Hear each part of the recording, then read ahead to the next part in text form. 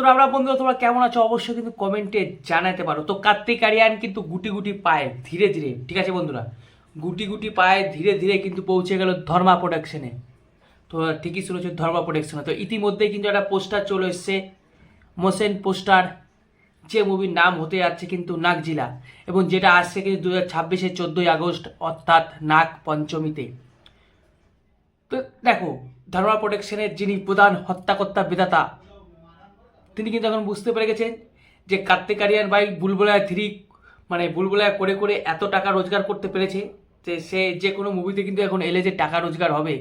তাই কিন্তু কোথাও না কোথাও ধর্মা প্রোডাকশনের হত্যাকর্তা বিধাতা কিন্তু বুঝতে পেরে গেছে, তাই কিন্তু তাকে নিয়ে নেওয়া হয়েছে এই মুভিটা করার জন্য। এবং এই মুভির যদি এক কথায় বলি, মোশন পিকচারের কেমন লাগলো, অসাম লেগেছে ভাই, চুম্বেশ্বরী। কারণ একটাই বলছি, এরকম নাক মানে এরকম নাগদের নিয়ে বই বা সাপদের নিয়ে বই কিন্তু অনেক পুরনো যুগে হতো। বিশেষ করে বাংলায় অনেক অনেক বই আছে, অভিষেকের কিন্তু অনেক বই আছে এরকম, তাই তো বাংলায় কিন্তু অনেক বই আছে এই নাগদের নিয়ে।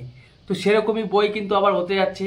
এবং এখানে যে দৃশ্যগুলো দেখানো হয়েছে, সিনগুলো দেখানো হয়েছিল, অবশ্যই ভিএফএক্সের মাধ্যমে দেখানো হচ্ছে, কিন্তু অসাম লাগছে দেখতে। এবং ব্যাকগ্রাউন্ডে যে মিউজিক, সেটাও কোথাও না কোথাও কিন্তু ভালো লাগছে। এবং তারপরে যখন সে বলছে যে ওহে পেয়ারা চাঁদ, তোমরা অনেক দেখেছো মানুষের মুভি, এবার দেখো সাপেদের মুভি বা নাগদের মুভি।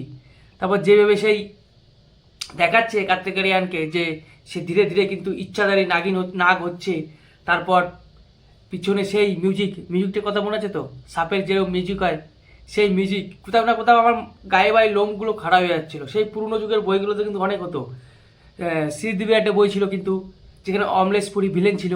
সেই পুরনো যুগের সেই বইয়ের কথাগুলো আর কি মনে মনে পড়ে গেল আমার তখনই হঠাৎ করে এই সাউন্ডটা শোনার পর। কারণ এরকম সাউন্ড ভাই অনেক দিন শোনা হয়নি, জাস্ট অসাম লাগছে। এবং এটা আরও যেহেতু ভালোভাবে গ্রাফিক্সের মাধ্যমে তৈরি করা হচ্ছে, তাই কিন্তু ভিএফএক্সের মাধ্যমে তৈরি করা হচ্ছে, এবং মিউজিক সুন্দর করা হয়েছে, এটা কিন্তু অসাম লাগছে দেখতে। এবং শুনতেও ভাই অসাম লাগছে যখন এই মিউজিকটা বাজ চলছে, আর তার সঙ্গে কার্তিক আরিয়ানের শরীরটা পুরো একদম ইচ্ছাধারী নাক হয়ে যাচ্ছে, যেটা কোথাও না কোথাও কিন্তু ভালো লাগছে।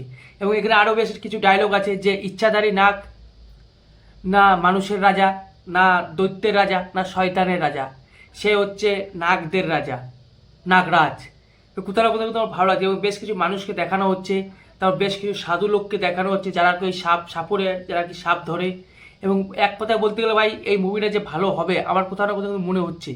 কারণ তোমরা একবার জাস্ট পিকচারটা খালি, মানে মোশন পিকচারটা খালি এবার দেখো, মোশন পিকচার যে এরকম হয় অসম্ভব লাগছে দেখতে, অসম্ভব। কারণ মনে হচ্ছে এটা টিলার, এটা কোনো মোশন পিকচার নয়। যেভাবে সাপ দিয়েই শুরু হচ্ছে, আর কার্তিক আরিয়ান মুখে বলছে যে তো এটা হল করে আসতে চলেছে 2026-এর 14ই আগস্ট, নাগ পঞ্চমীর দিনে। এবং তোমরা অনেকেই দেখেছো মানুষের ছবি, মানুষের বই, এবার দেখো নাগদের বই, যেটা কোথাও না কোথাও কিন্তু আমার ভাই ওপি লেগেছে।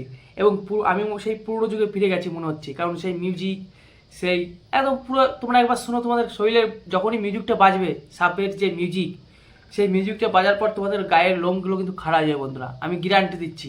জাস্ট অসাম হয়েছে। আর যদি রেটিংয়ের কথা বলো, এইটার আর কি রেটিং দেবো, তাও বলছি 5-এর মধ্যে আমি রেটিং কিন্তু ভাই 4 দেবো, কিন্তু অসাম লাগছে দেখতে। এবং যিনি ডিরেক্টরের কথাও একটু বলে দিন, এখানে কে কে কে ডিরেক্টর আছে, মানে তোমরা আবার বলবে ডিরেক্টরের নাম তো নিলে না। তো দেখো, যিনি হত্যাকর্তা বিধাতা, তিনি বুঝতে পেরেছেন কাকে দিয়ে বইটা করা যায়, তাই তো ভাই। এবং তিনি বুঝতে পেরে কিন্তু ভাই কিল মুভির মতো মুভি দিয়েছে। কিল মুভি টাকা অনেক ভালো মুভি হয়েছে। তারপরে কিন্তু এই যে কেসরি চ্যাপ্টার 2, যেটাও কিন্তু ধর্মা প্রোডাকশনের মুভি, কোথাও না কোথাও কিন্তু ভালো হয়েছে এই মুভিটাও, তাই কিন্তু লোকে যাচ্ছে। কারণ ভালো, আমি আগের দিনই ভিডিও করেছি যেখানে বলছি যে জাট মুভির থেকে কিন্তু এই মুভির কালেকশন বেশি হয়েছে, যে কেসরি চ্যাপ্টার 2। তো এই মুভির যে ডিরেক্টর, তার নাম হচ্ছে মৃগদীপ সিং লাম্বা। তো মিরিক, সরি নামটা উচ্চারণ হচ্ছে না, মৃগদীপ হাট হাট, তাহলে নামটা উচ্চারণ হচ্ছে না, বলা থাকে নেই, মৃগদীপ সিং লাম্বা। তো ইনি হচ্ছে ডিরেক্টর,